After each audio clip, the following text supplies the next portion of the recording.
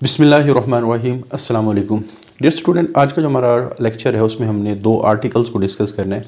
एक joint transplantation से related है और एक जो हम बाईपेडल कि हम ये जो दो टांगों पर खड़े हैं चल रहे हैं तो उसमें बात चीज़ें हमारी हेल्प कर रही होती हैं तो उसको डिस्कस करेंगे। अच्छा, पहला जो आर्टिकल है जॉइंट ट्रांसप्लांटेशन, नाम से जाहिर है कि अगर खुदा न खास्ता किसी का जॉइंट ख़राब हो जाए और अगर उस जॉइंट की जगह कोई नया जॉइंट लगे, नए जॉइंट की दो पॉसिबिलिटी है, या तो वो आर्टिफिशियल लगेगा या फिर आप कह सकते हैं कोई डोनर उस जॉइंट को डोनेट करेगा। तो जॉइंट ट्रांसप्लांटेशन क्या सर्जिकल प्रोसीजर ऑपरेशन के ज़रिए से इन विच डैमेज जॉइंट, जिसमें एक डैमेज जॉइंट को रिप्लेस किया जाता बदला जाता है बाई हेल्दी नेचुरल जॉइंट, एक हेल्दी नेचुरल जॉइंट के ज़रिए से, जो कहाँ से आएगा, डोनर से, या फिर हम आर्टिफिशियल जॉइंट से उसको रिप्लेस कर रहे होते हैं। आगे फिर ये जो जॉइंट ट्रांसप्लांटेशन है, एक तो ये कहाँ हो रही है, जहाँ जॉइंट ख़राब होगा। अच्छा, एक बात ध्यान में रखिए, हमारे वो जॉइंट जिन पर वज़न ज़्यादा आता है, जो चलने में ज़्यादा इस्तेमाल होते हैं, वो डैमेज होने के चांस भी उनको ज़्यादा होता है। ठीक है, अगर डैमेज के आगे लेवल हैं, अगर मुकम्मल डैमेज हो गए तो मुकम्मल रिप्लेस किया जाएगा, अगर आधे डैमेज हुए तो आधा ही, या बाद दफ़ा एक छोटा सा कंपोनेंट अगर डैमेज हुआ है तो वो कंपोनेंट ही रिप्लेस किया जाएगा। जैसे टोटल जॉइंट रिप्लेसमेंट, नाम से जाहिर है TJR, तो इसमें क्या है, entire damage joint is replace, मुकम्मल जो डैमेज जॉइंट है वो रिप्लेस किया जाएगा बाय यूजुअली आर्टिफिशियल जॉइंट। तो आमतौर पे ये जो जॉइंट ट्रांसप्लांटेशन होती है ज़्यादातर आर्टिफिशियल जॉइंट के ज़रिए से ही रिप्लेसमेंट होती है। मेड अप ऑफ मेटल्स, ये जो जॉइंट है वो मेटल का बना भी हो सकता है, प्लास्टिक का, या सिरेमिक जिसको हम कहते हैं, ये चीनी वगैरह के जो बर्तन बने होते हैं। तो टोटल जॉइंट रिप्लेसमेंट में मुकम्मल जॉइंट को रिप्लेस किया है। लेकिन अगर जॉइंट का कोई एक पार्ट ख़राब हो गया, उस पार्ट को रिप्लेस किया जाए तो वो बन जाएगा पार्शियल जॉइंट रिप्लेसमेंट। तो डैमेज पार्ट ऑफ जॉइंट, तो यहाँ सिर्फ जो डैमेज पार्ट है जॉइंट का वो रिप्लेस होगा बाय कंपोनेंट ऑफ, और फिर रिप्लेस भी कंपोनेंट ऑफ आर्टिफिशियल जॉइंट करेगा, यानी कंपोनेंट ख़राब हुआ तो कंपोनेंट आर्टिफिशियल जॉइंट का रिप्लेस करेगा। जैसे आमतौर पे नी जॉइंट के अंदर ये ज़्यादातर हमारे जो नी जॉइंट है वो सबसे ज़्यादा आप कह सकते हैं इफेक्ट होते हैं, सबसे ज़्यादा उनके डैमेज होने के चांस होते हैं, क्योंकि हम भागते हैं, दौड़ते हैं, छलांगे लगाते हैं, तो सबसे ज़्यादा इफेक्ट हमारे जॉइंट जो नी में है और जो हमारे पाँव में है, ये सबसे ज़्यादा इफेक्ट होने का खतरा होता है। अच्छा, एलोग्राफ्ट ट्रांसप्लांटेशन, ग्राफ्ट किसी चीज़ के साथ नई चीज़ लगा देना, ये ग्राफ्टिंग कहलाता है। ठीक है, एलोग्राफ्ट उस टेक्निक को कहा जाता है जहां एक स्पीशी के एक मेंबर से कोई चीज़ निकाल के दूसरे मेंबर को लगाई जा रही है। जैसे यहाँ अगर खुदा न खास्ता किसी का जॉइंट डैमेज हो गया, हमने किसी शख्स से वो जॉइंट लिया और उस जगह लगा दिया, तो ये एलोग्राफ्ट। अब यहाँ क्या, जिससे लिया है वो भी लिविंग है, एक इंसान है, और जिसको लगा है वो भी इंसान है। तो सेम स्पीशी के दरमियान जो मुख्तलिफ पार्ट्स की ट्रांसप्लांटेशन हो रही है, इसको हम कहते हैं एलोग्राफ्ट ट्रांसप्लांटेशन। अगर जो जॉइंट की है तो वो जॉइंट ट्रांसप्लांटेशन होती है। तो यहाँ हेल्दी जॉइंट फ्रॉम डोनर, तो डोनर से आमतौर पे जॉइंट लिया जाता है और फिर डैमेज जॉइंट वाली जगह पे लगाया जा सकता है। लेकिन यहाँ एक बात जहन में आती है कि अगर हमने किसी एक शख्स से घुटना लिया, नी लिया, ठीक है, उसको दूसरे एक ऐसे डैमेज जॉइंट की जगह लगा दिया दूसरे शख्स में जिसका जॉइंट डैमेज हो गया था, तो फिर वो भी तो आप कह सकते हैं कि माजूर हो जाएगा, या उसकी भी तो मूवमेंट क्या हो जाएगी, कम हो जाएगी। बेसिकली आमतौर पे ये जो जॉइंट रिप्लेसमेंट होती है, ख़ास तौर पे जिसमें हम हेल्दी नेचुरल जॉइंट ले रहे होते हैं, वो ज़्यादातर जो डेड बॉडीज़ होती हैं, जो अभी अभी जिनकी डेथ होती है, उनसे निकाला जा सकता है। या फिर बाद लोग ना वसीयत कर जाते हैं कि हमारे जो ऑर्गन्स हैं वो हमारे मरने के बाद उनको इस्तेमाल कर लिया जाए, तो उस केस में भी वहाँ से जॉइंट लिए जा सकते हैं। क्लियर। लेकिन अगर कोई शख्स ज़िंदा है और एक गरीब है, तो बाद लोग, अमीर लोग गरीबों के ऑर्गन्स ख़रीद रहे होते हैं, लेकिन ये इल्लीगल और एथिकल के ख़िलाफ़ है। ये जो प्रोसीजर है जिसमें अमीर शख्स अपनी बॉडी को बचाने के लिए गरीब शख्स को कुर्बानी का बकरा बनाता है, तो ये इल्लीगल प्रैक्टिस है और ये अनएथिकल है, ये अखलाकी तौर पे भी ठीक नहीं है। यानी इन शॉर्ट कहने का मतलब ये है कि अगर एक शख्स दूसरे को जॉइंट डोनेट कर रहा है तो इसको हम कहते हैं एलोग्राफ्ट जॉइंट ट्रांसप्लांटेशन। अच्छा, उसके बाद आपको पता है कि जितने भी हमारे पास साइनोवियल जॉइंट या नी जॉइंट वगैरह होते हैं, तो उनके अंदर कार्टिलेज लाजमी होती है। बोन्स के एंड पे क्या होती है, जिसको हमने आर्टिकुलर कार्टिलेज कहा था। और फिर एक कार्टिलेज के बारे में एक बात हमने ये भी डिस्कस की थी, कार्टिलेज कि जो रिकवरी का प्रोसीजर है वो बहुत ही क्या होता है, स्लो होता है। अच्छा, अगर खुदा ना खास्ता ये कार्टिलेज डैमेज हो जाए तो इसको रिकवर होने में बहुत ज़्यादा टाइम लगता है। तो होता क्या, अगर खुदा ना खास्ता ये मुकम्मल तौर पे डैमेज हो जाए, फिर हम किसी और जॉइंट से कुछ कार्टिलेज का टुकड़ा लेंगे, उसको लैब के अंदर ग्रो करेंगे, और फिर ग्रो करने के बाद उस कार्टिलेज को जो हमने ग्रो करके बनवाई है लैब के अंदर, उस टुकड़े को यहाँ लगा देते हैं। ये भी पॉसिबिलिटी है कि बाज़ दफ़ा इस जॉइंट का एक हिस्सा कार्टिलेज का डैमेज हुआ, दूसरा हिस्सा हेल्दी है, तो हम हेल्दी पोर्शन से एक छोटा सा टुकड़ा लेंगे, उसको लैब में ग्रो करवा के कार्टिलेज में डेवलप करवाएंगे, और फिर कार्टिलेज को यहाँ लगा देंगे। नॉर्मली होता है क्या, उसी शख्स से कार्टिलेज ली और ग्रो करवाने के बाद दोबारा उसी शख्स के डैमेज पोर्शन में लगा दी, तो उसको हम कहते हैं कॉन्ड्रोसाइट इम्प्लांटेशन। क्योंकि अगर इसको सेल्फ रिकवरी के लिए छोड़ दिया जाए ना, तो इसमें बहुत ज़्यादा टाइम लगेगा, और अगर एक चीज़ डैमेज हो गई, उसको रिकवर फ़ौरन ना किया जाए, रिपेयर फ़ौरन ना किया जाए, तो फिर वो डैमेज बढ़ता ही चला जाएगा और ज़्यादा नुकसान होगा। तो इसमें क्या होता है, जो कॉन्ड्रोसाइट है फ्रॉम पेशेंट, एक पेशेंट से कॉन्ड्रोसाइट लिए जाते हैं, और ये पेशेंट के अपने जॉइंट से लिए जाते हैं, और फिर उनको हम डैमेज जॉइंट वाली जगह पे लगा देते हैं। अच्छा, ये जितने भी आप कह सकते हैं प्रोसीजर हैं, सबसे ज़्यादा वो किस में हो रहे होते हैं, नी जॉइंट के अंदर ये ट्रांसप्लांटेशन हो रही होती है। उसके बाद अगला बहुत ही अहम आर्टिकल और बहुत ही इम्पॉर्टेंट और कंसेप्चुअल, इंसान जब खड़ा होता है दो टांगों पर खड़ा होता है। जैसे हम गाय की बात करें, वो चार टांगों पे खड़ी होती है, ये चार टांगों पे चलती है। इंसान दो टांगों को इस्तेमाल करता है भागने के लिए, चलने के लिए, खड़ा होने के लिए। तो इस वजह से हमारे अंदर बाई पैडल पाँव, ऐसा पोस्चर जिसमें एक ऑर्गेनिज्म दो टांगों पर खड़ा हो, चले, भागे, तो वो क्या कहलाता है, बाई पैडल पोस्चर कहलाता है। लेकिन इस बाई पैडल पोस्चर को डिवेल्प करने के लिए हमारे स्केलेटन और हमारे मसल का बहुत बड़ा रोल है। क्यों? क्योंकि जितनी टांगें कम होती जाएंगी, उतना ही ज़्यादा बॉडी को स्टेबल रखने में मुश्किल होती जाएगी। जैसे एक चेयर है, चार टांगों वाली है, वो ज़्यादा स्टेबल है, उसके आप एक टांग निकाल दें, थोड़ी सी वो बनिस्बत उसके थोड़ी सी अनस्टेबल हो जाएगी। अब दो टांगों वाली जो चेयर है वो उससे ज़्यादा अनस्टेबल होती है, ठीक है। तो इस वजह से जब चार टांगों वाले ऑर्गेनिज्म, इनकी बॉडी फिर भी स्टेबल होती है, जब वो दो टांगों वाले ऑर्गेनिज्म के साथ हम कंपेयर करेंगे, तो उसकी बॉडी को स्टेबल रखने के लिए थोड़ा सा ज़्यादा आप कह सकते हैं एफर्ट चाहिए होती है। जैसे मैं कहता हूँ कि एक साइकिल है, उसके दो पहिए, आप मोटरसाइकिल है, उसके दो पहिए हैं, तो मोटरसाइकिल और साइकिल, गाड़ी, रिक्शा, इनके लिहाज से अनस्टेबल होती है। यानी आप उसको किसी स्टैंड पे ही खड़ी कर सकते हैं, आप ऐसे उस पर बैठ के उसको खड़ा नहीं कर सकते, टांगे आपको ज़मीन पे लगानी पड़ेंगी, ठीक है। लेकिन आप जैसे गाड़ी में बैठे हैं ना, आपने गाड़ी बंद कर दी, आपको स्टैंड लगाने की ज़रूरत नहीं है क्योंकि वो स्टेबल है। लेकिन मोटरसाइकिल का, साइकिल का आपको स्टैंड लगाना पड़ता है, जिसके बाद वो खड़ी होती है। तो इसका मतलब है दो टांगों वाले जो ऑर्गेनिज्म है, उन्होंने अपनी बॉडी को स्टेबल रखने के लिए कुछ काम करने पड़ते हैं, जिसकी वजह से उनके इस बाइपोडल पोस्चर के अंदर हेल्प होती है। पहली चीज़, इंसान के अंदर जो स्पाइनल कॉर्ड है, इंसान की जो रीढ़ की हड्डी है, वो सीधी नहीं है, बल्कि उसमें इस तरह कर्व है, एस शेप है। Vertebral column has distinct S shape curve.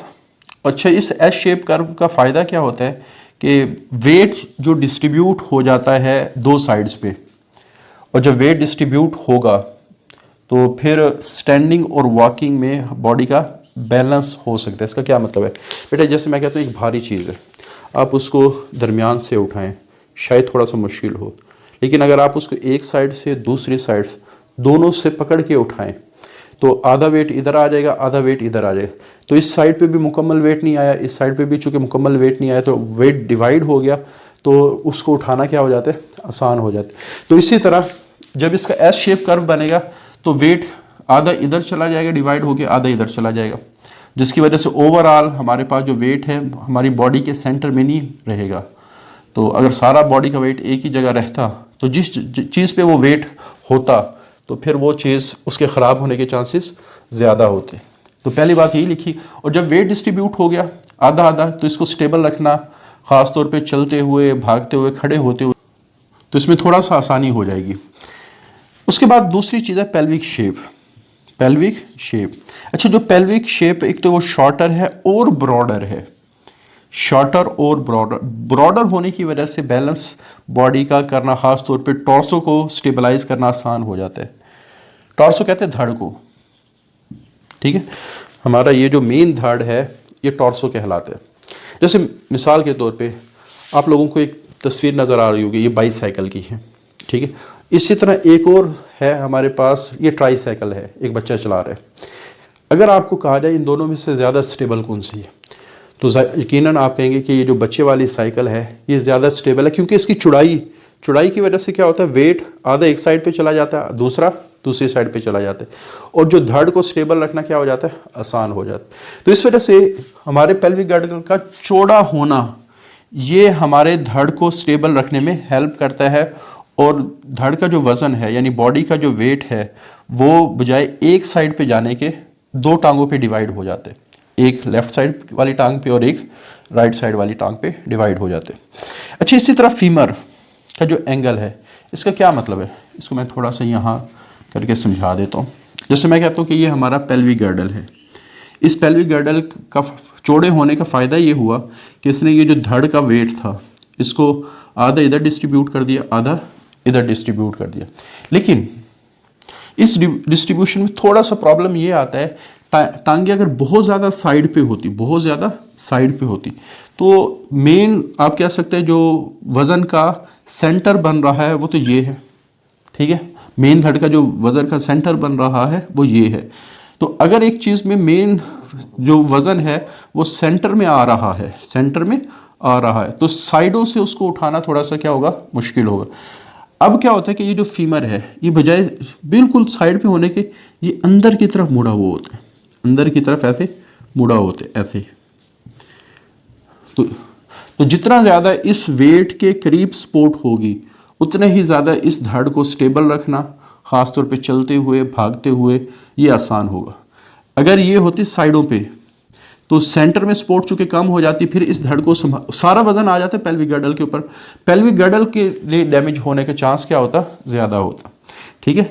अब हमारे पास क्या हुआ कि एक तो पेल्विक गर्डल की चौड़ाई की वजह से आधा वेट इधर आ गया, आधा इधर आ गया, और आधा वेट बजाय इधर आके बिल्कुल साइड पे जाने के ये जो टांग नीचे की तरफ आई है, क्योंकि फीमर का जो एंगल है वो अंदर की तरफ बना होता है, जिसकी वजह से हमारे पास जो वज़न है वो ज़्यादा साइड पे जा नहीं सकता, वो इस सेंटर में ज़्यादा वज़न रहता है। और सेंटर में चूँकि अब ये टांगों की सपोर्ट आ गई है इस फीमर के एंगल के अंदर जाने की वजह से, इस वजह से इस बॉडी को स्टेबल रखना, इसको सहारा देना क्या हो जाएगा, आसान हो जाएगा। तो ये बात लिखी गई। Human femur is also angle inward. इंसान का जो फीमर बोन है, ये मेन जो हड्डी, रान की हड्डी है, वो अंदर की तरफ मुड़ी हुई होती है, और फिर help to keep the body centre of mass over the feet, जिसकी वजह से जो बॉडी का मेन जो वज़न है वो सेंटर की बजाय टांगों पे आ जाता है। और ज़ाहिर बात, अगर एक मेन धड़ को कोई नीचे सपोर्ट मिल जाए प्रॉपर उठाने वाली तो अलाउ स्टेबिलिटी, जिसकी वजह से धड़ को स्टेबिलिटी मिलेगी, ख़ास तौर पे खड़े होते हुए और चलते हुए। अच्छा, इसी तरह एक बात ध्यान में रखेंगे, ये जितने भी हम पढ़ रहे हैं ना, इसमें मेन हमारी बॉडी का जो स्केलेटन है उसकी कोशिश होती है कि वेट ज़्यादा से ज़्यादा डिस्ट्रीब्यूट हो मुख्तलिफ पार्ट्स में, क्योंकि अगर एक पार्ट को सारा वज़न उठाना पड़ जाए तो उस पार्ट के डैमेज होने के, उस पार्ट के ख़राब होने के चांस ज़्यादा होते हैं। इस वजह से अगर आप देखें, स्पाइनल कॉर्ड का भी ये फंक्शन है कि इसने वेट को डिस्ट्रीब्यूट किया, पेल्विक शेप के चौड़े होने का भी फंक्शन है कि ये आधा वज़न इधर आधा वज़न इधर, और चौड़ाई की वजह से स्टेबिलिटी क्या आती है, थोड़ी सी ज़्यादा आती है। फीमर एंगल ने, ठीक है, जो वज़न उठाना था नीचे मुकम्मल तौर पे आके इस बॉडी को सपोर्ट दिया, इसकी वजह से भी वेट उठाने में हेल्प हुई है। और जो फुट आर्च है, हमारा जो पाँव है, आपने ऑब्जर्व किया होगा ये पाँव बहुत कम लोगों का सीधा होता है ऐसे, बल्कि यहाँ एडी के पास से एक आर्च बनती है और फिर उंगलियों के पास से वो दोबारा ऐसे ये उंगलियाँ आ गई। तो ये जो हमारे पास आर्च सी मुड़ा हुआ स्ट्रक्चर है इसको कहा जाता है फुट आर्च। तो ह्यूमन फुट हैज़ लॉन्गिट्यूड, और ये चूंकि लेंथ वाइज बनती है इस वजह से इसको कहा जाता है लॉन्गिट्यूडिनल आर्च, और ये शॉक एब्जॉर्बर का काम करती है। एक बात हमने बार बार चीज़ डिस्कस की है, शॉक एब्जॉर्बर, ये मैंने इंटरवर्टिब्रल डिस्क में भी थोड़ा सा आपको बताया था कि इंटरवर्टिब्रल हर वो चीज़ जिसके अंदर एक्सपेंड और कंप्रेस होने की सलाहियत हो तो वो शॉक एब्जॉर्बर का काम करती है। जिस वक्त हमारे पास वज़न ज़्यादा आता है तो वो चीज़ कंप्रेस हो जाए, और जिस वक्त वज़न कम होता है वो चीज़ क्या कर दे, एक्सपेंड कर दिए। क्लियर? तो जिसकी वजह से शॉक, क्योंकि एक इलास्टिक चीज़ होती है ना, इलास्टिक चीज़ वही एक्सपेंड और कंप्रेस हो सकती है। इसी तरह हमारी जो फुट की आर्क है, इसका फ़ायदा क्या है, ये देखो आर्क है, आर्क है। जब हमारी बॉडी का वज़न ज़्यादा आता है इसके ऊपर, ख़ास तौर पे जब इंसान छलांगे लगाते हैं, चलता है, तो ये सीधी हो जाती है ऐसे, ठीक है। और जिस वक्त हमारी टांग ऊपर उठती है तो ये इकट्ठी हो जाती है ऐसे, यानी ऐसे सीधी एक्सपेंड हुई। और ये वाली जो मूवमेंट है, कभी सीधी हो रही है, कभी आप कह सकते हैं इकट्ठी हो रही है। इसकी वजह से हमारी बॉडी को जो झटके लगने थे उनका असर, क्योंकि शॉक एब्जॉर्बर जो भी चीज़ होगी वो बॉडी को ख़ास तौर पे भागते हुए, चलते हुए, उसके जो झटकों का इफ़ेक्ट है वो मेन बॉडी तक कम पहुंचने देगी। इसी तरह जैसे जितनी भी गाड़ियाँ होती हैं उनके अंदर शॉक एब्जॉर्बर लगे, उनका क्या काम होता है कि जिस वक्त कोई जगह नीचे आए, कोई जगह ऊपर वाली, कोई जंप आ जाए, कोई आपसे जैसे हम कहते हैं खड्डा वगैरह आ गया, तो उन रफ रोड के ऊपर उस ड्राइवर को इतना ज़्यादा असरअंदाज नहीं होने देती है कि वो जो झटकों का असर है वो ड्राइवर तक पहुंचने नहीं देती। तो यही बात लिखी गई है। हमारे पास ये वाली जो फुट आर्च है, एक तो ये शॉक एब्जॉर्बर का काम करती है, दूसरा इसकी वजह से भी वेट आधे और आधा डिवाइड होती है। यानी पहले तो हमने कहा कि पूरी बॉडी का वेट, ठीक है, स्पाइनल कॉर्ड की वजह से इधर आ गया, इधर आ गया, फिर पेल्विक गर्डल चौड़ा होने की वजह से उसको स्टेबिलिटी मिल गई, फिर जो वेट इधर इधर डिस्ट्रीब्यूट हुआ है तो उस वजन को बजाय साइडों पे लेकर आने के बिल्कुल नीचे लाया गया ताकि इस पूरे धड़ को क्या मिल जाए, फीमर ने ये काम किया, फीमर ने ये काम किया। अब जो एक टांग का वजन है उसको भी आगे दो हिस्सों में डिवाइड कर दिया, एडी की तरफ, उंगलियों की तरफ, इस आर की वजह। इस वजह से आप लोगों ने ये देखा होगा कि आमतौर पर जो पुल बनाए जाते हैं, बहुत सारे पुल ऐसे हैं उनके नीचे या ऊपर एक आर्च की तरह के स्ट्रक्चर बनाए जाते हैं ताकि जो पुल पे गाड़ियां मूव कर रही हैं उनका जो वजन है बजाय पुल के मिड में आने के दो हिस्सों में डिवाइड हो जाए, फ्रंट साइड पे और बैक साइड पे। और जब वजन डिस्ट्रीब्यूट होगा फिर ऑटोमेटिकली मेन हिस्सा जो है वो ज़्यादा डैमेज नहीं होगा। अच्छा, हमारी जो टू शेप है, अंगूठा जो है ख़ास तौर पे, या हमारी उंगलियां जो है पाँव की, उसको टू कहा जाता है, टोज, ठीक है। ये क्या करती हैं, एक तो ये छोटी हैं, हमारी हाथों की उंगलियां बड़ी हैं, अंगूठों और पाँव की उंगलियां छोटी हैं, और लेस प्रिंसाइल है, प्रीहेंसाइल है। प्रीहेंसाइल का मतलब, जैसे मैं कहता हूँ ये हमारी हाथों की उंगली है, इनमें हेंसाइल पावर ज़्यादा होती है कि मैं इनके ज़रिए से चीज़ को ऐसे ग्रैस्प कर सकता हूँ, ये हेंसाइल पावर कहलाती है, ग्रैस्पिंग, ठीक है। हमारी जो पाँव की उंगलियां हैं, आप उनके ज़रिए से इतनी मजबूती से चीज़ को ग्रैस्प नहीं कर सकते, वो ज़्यादा से ज़्यादा इतनी हो झुक जाएंगी, ठीक है। तो इसको हम कहते हैं दे हैव लेस प्रीहेंसाइल, कि उनके अंदर जो ग्रैस्पिंग पावर है वो क्या है, कम है।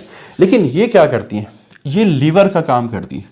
बेटे लीवर क्या होता है, लीवर एक ऐसा रॉड लाइक स्ट्रक्चर होता है जिसने एक एक्सिस पर मूवमेंट करनी है, एक तरफ फोर्स लगती है, ठीक है, जिसको एफर्ट कहा जाता है, और दूसरी तरफ वजन होता है, वेट, जिसको लोड कहा जाता है, ठीक है। तो जो चार चीज़ों का मजमुआ हो, मेन रॉड लीवर कहलाता है, जिस एक्सिस पे मूव कर रहा है वो पाइवट कहलाता है, और जो फोर्स लगाई जा रही है वो एफर्ट कहलाती है, और जो वेट है जिसको उठाना है वो लोड कहलाता है। अच्छा, लाजमी नहीं है कि जो पाइवट हो वो हमारे पास सेंटर में ही हो, बाज़ लीवर ऐसे हैं उनमें साइडों पे होता है, बाज़ केसेस में लोड दरमियान में होता है, एफर्ट साइड पे होती है, और बाज़ केसेस में जो एफर्ट है, फोर्स, वो सेंटर पे होती है, और लोड क्या होता है, एंड पे होता है। तो ये लीवर की तीन क्लासेस हैं। जो फर्स्ट क्लास उसमें दरमियान में होता है, जो सेकंड क्लास उसमें एफर्ट दरमियान में होती है और लोड साइड पे होता है, जो थर्ड क्लास उसमें लोड दरमियान में होता है और एफर्ट साइड पे होती है, ठीक है। तो हमारे पास जो चार चीज़ों का मजमुआ हो वो क्या कहलाता है, लीवर कहलाता है। हमारी ये जो उंगलियां हैं ये लीवर का काम करती हैं। जैसे आप इसको पाँव समझ लें, फिलहाल आप इसको क्या समझ लें, पाँव समझ लें। सबसे पहले होगा क्या कि हमारी ये जो उंगली और मेन जो तलवा है, सोल है, उसके दरमियान जो जॉइंट बनता है वो पाइवट का काम करते हैं। वो क्या करते हैं, पाइवट का काम करते हैं। जैसे ये पाँव है, हमने इस पाँव को ऊपर उठाना है, हमने इस पाँव को ऊपर उठाना है, ठीक है, ऐसे करके, और हमारी जो टांग है वो लोड का काम कर रही है। हमारी टांग किसका काम कर रही है, लोड का काम। जॉइंट किसका काम कर रहे हैं, ये पाइवट का, एक्सिस का। और जो हमारी उंगलियां हैं ये लीवर का काम कर रही हैं। अब 3 चीज़ें तो मैंने बता दी। हमारी टांग का वज़न लोड है, हमारी उंगलियों और सोल के दरमियान जो जॉइंट है वो पाइवट, और आप ये समझ लें कि जो उंगलियां हैं, जो टोज़ हैं, वो लीवर का काम करती है। ये हमारे बॉडी को, टांग को ऐसे उठाएगी, ऐसे। लेकिन सवाल ये एफर्ट कौन पुट करेगा, क्योंकि जब हम चलने के लिए पाँव को ऊपर उठाते हैं, ऐसे ही करके चलने के लिए पाँव को ऊपर उठाते हैं, तो लोड की समझ आ गई। हमारी बॉडी का वजन लोड कहलाएगा। उंगलियां लीवर हैं और हमारे ज्वाइंट हैं बिटवीन टोज एंड सोल, ये पाइवट का काम। अब एफर्ट कौन लगवाए, वो काफ मसल लगवाएंगे, ठीक है। ये जो हमने पाँव को ऊपर उठाना है, ऊपर उठाने के लिए जो पिंडली के मसल हैं, पिंडली के मसल, जैसे मैं कहता हूँ ये पिंडली समझ ले, ये काफ मसल कहलाते हैं, ये उस टांग को ऊपर उठाने में रोल प्ले करेंगे। तो ये बात लिखी गई है कि टो शेप ऐसी है कि ये किसका काम कर रही होती है, लीवर का काम कर रही होती है, तो खासतौर पे वॉकिंग और रनिंग में। और इस वॉकिंग और रनिंग में जो टांग को उठाना है, पाँव को उठाने का काम कौन प्रोवाइड कर रहे हैं, जो फोर्स लगाते हैं वो काफ मसल, जिनको पिंडली के मसल कहा जाता है। तो दे आर वेल डिवेल्प, ये बहुत ही अच्छे डिवेल्प होते हैं प्रोवाइडिंग पावर, और इन्होंने पावर प्रोवाइड करनी है ड्यूरिंग रनिंग एंड वॉकिंग, कि इन्होंने टांग को उठाने में पावर प्रोवाइड करनी है। क्लियर। अच्छा, जो बटक मसल्स हैं, हिप मसल, ये बॉडी के सबसे बड़े मसल्स हैं। आगे इनके मेन रोल ये है कि इन मसल्स ने हमारी धड़ को स्टेबल रखना है। देखो हमारे धड़ को ऐसे, जब मैं खड़ा हूँ तो हमारे धड़ को ऐसे सीधी पोजीशन पर रखने के लिए जो पावर प्रोवाइड कर रहे हैं मसल्स, वो ये बटक्स के या हिप्स के मसल का कर रहे हैं, और इसी वजह से ये सबसे लार्जेस्ट मसल्स हैं हमारी बॉडी के। पहला काम, ये हमारे धड़ को स्टेबल रखने में हेल्प करेंगे। क्लियर। यानी इन्होंने हमारे धड़ को बांधा हुआ है, वो उसको इस तरह गिरने नहीं देते, उसको इस तरह सीधा खड़ा रखेंगे। अगली बात कि जिस वक्त, जैसे मैं कहता हूं कि ये हमारी पाँव है, काफ मसल ने इस पाँव को उठाया, ठीक है, फिर हम इस पाँव को नीचे रखते हैं और फोर्स के साथ नीचे रखते हैं, ज़मीन को पुश करते हैं। तो ये जो फोर्स के साथ नीचे रखना और ज़मीन को पुश करना, ये प्रोवाइड करती है पावर ये बटक मसल्स। और जब हम पाँव के साथ ज़मीन को पीछे की तरफ धक्का देंगे तो न्यूटन का थर्ड लॉ क्या कहता है कि ज़मीन रिस्पांस में हमें आगे की तरफ धक्का देगी, ठीक है।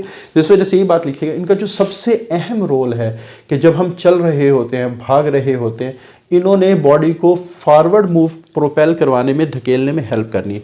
कैसे कि इनकी वजह से जब पाँव ज़मीन पे आता है तो ज़मीन जो पाँव है वो ज़मीन को धक्का देता है, जिसके बदले में फिर बॉडी आगे की तरफ जाती है। क्लियर।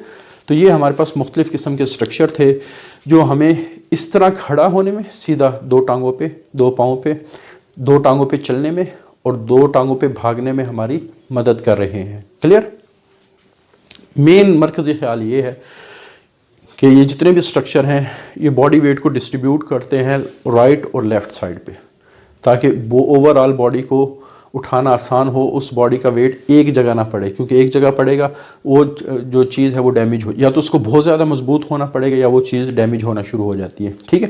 जैसे खुदा ना खास्ता किसी की अगर एक टांग ना हो, उसका सारा वजन अब एक टांग पे आएगा तो उसके जॉइंट, उसके पाँव, उसकी टांग के डैमेज होने के चांस ज़्यादा होंगे। ठीक है। अगली बात कि जब हमने अपनी बॉडी को उठा के आगे रखना है तो ये वाले स्ट्रक्चर इसमें हेल्प कर रहे होते हैं हमारी। अच्छा, उसके बाद अगर हम अपना पोस्चर, जैसे मैं खड़ा हूँ ना तो मैं बिल्कुल सीधा खड़ा हूँ, ये हमारी बॉडी का बैलेंस है। ठीक है। इसमें जो मेरा वज़न है वो डिस्ट्रीब्यूट हो गया टुवर्ड्स राइट, टुवर्ड्स लेफ़्ट, मेरी टांगों पे, दोनों पे बराबर वज़न आया हुआ है। लेकिन अगर मैं इस तरह एक टांग पे खड़ा हो जाऊँ, अब क्या हुआ कि एक टांग पे वज़न बहुत कम है और सारा वज़न मेरी बॉडी का उस टांग पे चला गया, तो ये इम्प्रॉपर पोस्चर है कि जिसमें एक साइड पे ज़्यादा वज़न आ गया और दूसरी साइड पे, क्योंकि हमारी ये अभी जितनी भी चीज़ें पड़ी हैं वो मेन काम यही कर रही है, हमारी जो बॉडी का धड़ का वज़न डिस्ट्रीब्यूट कर रही है, आधा इधर आधा इधर। ठीक है। लेकिन जब हमने इस डिस्ट्रीब्यूशन को ख़राब कर दिया, सारा वज़न एक साइड पे आ गया, तो अब तो वो पोस्चर ठीक नहीं रहेगा ना। अब इसका नुकसान क्या होगा कि हमारी बोन और जॉइंट में प्रॉब्लम आना शुरू हो जाएगी। जैसे पहला काम तो ये होता है, हमारा जो वर्टिब्रल कॉलम है जिसका मेन काम ही वज़न को डिस्ट्रीब्यूट करना था, लेकिन आपने उसको बजाय डिस्ट्रीब्यूट करवाने के एक ही साइड पे सारा वज़न आ गया, तो इसके फिर इसकी अलाइनमेंट के, इसकी जो तरतीब है उसके ख़राब, इसकी जो आप कह सकते हैं शेप है उसके ख़राब होने के चांसेस बढ़ जाएंगे। और जब अगर खुदा न खास्ता किसी का वर्टिब्रल कॉलम की अलाइनमेंट जो शेप है तरतीब है वो ख़राब हो गई, can lead to back and neck pain. तो हमेशा उसको उसकी गर्दन, क्योंकि हमारा वर्टिब्रल कॉलम कहाँ से शुरू होता है, गर्दन से शुरू होता है और हिप बोन तक जाते हैं। तो हमारी ये जो सारी बैक है नेक है उसमें हमेशा पेन रहेगा। और बाज़ दफ़ा डिस्क स्लिप होना, हर्निएटेड डिस्क का मतलब है डिस्क स्लिप होना शुरू हो जाएगी।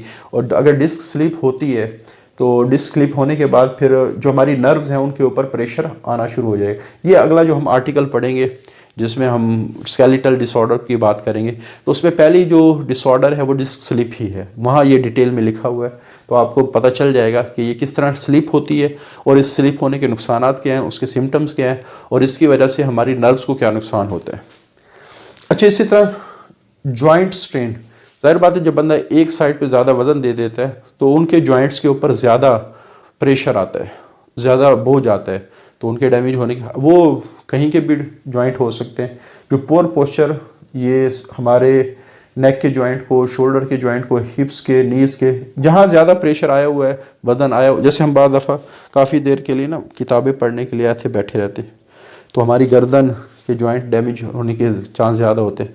अब अगर हम किसी जगह बैठें तो आमतौर पे हम सीधा नहीं बैठते, ऐसे झुक के बैठते हैं, तो हमारी बैक वाले आप कह सकते हैं जो जॉइंट्स हैं वो ज़्यादा इफेक्ट होने के चांसेस होते हैं। यानी जब भी इंसान सही खड़ा ना हो, सही बैठे ना, सही लेटे ना, तो तब हमारे जो स्केलेटन और मसल्स के हर पोर्शन के अंदर कोई ना कोई प्रॉब्लम आना शुरू। आपने अक्सर देखा होगा जब बंदा लेटा हुआ होता है, बाद दफ़ा एक करवट पे वो सारी रात लेटा रहता है और जब सुबह उठता है तो उसकी ये गर्दन अकड़ी होती है, ये बाद दफ़ा कंधे उसके अकड़े हुए होते हैं। तो ये सारे इम्प्रॉपर पोस्चर की वजह से ही हैं।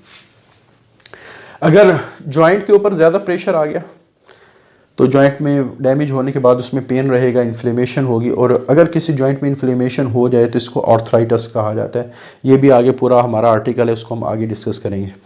अच्छा, इसी तरह मसल इम्बैलेंस, देखो अभी मैंने कहा ना कि हमारे ख़ास तौर पे बटक्स के मसल बॉडी के वेट को डिस्ट्रीब्यूट करते हैं, बॉडी को स्टेबल रखते हैं। आपने सारा वज़न एक तरफ डाल दिया, अब एक साइड के मसल इस्तेमाल नहीं हो रहे और सारा वज़न एक साइड के मसल्स के ऊपर चला गया, तो मसल्स ज़ाहिर बात है एक ओवर यूज़ हो गए और एक अंडर यूज़ हो गए। अब जब मसल ओवर यूज़ और अंडर यूज़ होंगे तो मसल के साथ बोन्स अटैच होती हैं, जॉइंट्स अटैच होते हैं, लिगामेंट्स अटैच होते हैं, टेंडन अटैच होते हैं। ये सारे स्ट्रक्चर हैं जो हम कुछ पढ़ेंगे और कुछ हमने पढ़ भी लिए हैं। तो ये सारी चीज़ें हैं, इनमें ख़राबी आना शुरू हो जाएगी जिसकी वजह से और ज़्यादा ख़तरनाक किस्म के प्रॉब्लम आ सकते हैं। तो मसल इम्बैलेंस कि जब हमारा पोस्चर ख़राब होगा तो कुछ मसल ज़्यादा ओवर यूज़ हो जाएंगे, कुछ अंडर यूज़ हो जाएंगे due to poor posture and pull bones, और जिसकी वजह से जो बोन्स हैं उनकी जो पुलिंग है वो असरअंदाज होगी, जॉइंट्स आउट ऑफ अलाइनमेंट हो सकते हैं या डिसलोकेट हो सकते हैं, उनकी जो अलाइनमेंट है, उनकी जो तरतीब है, उनकी जो शेप है वो ख़राब हो सकती है। तो ये हमारा आज का आर्टिकल है, एक बहुत ही अहम आर्टिकल है, इसको आप लोगों ने अच्छी तरह तैयार करें।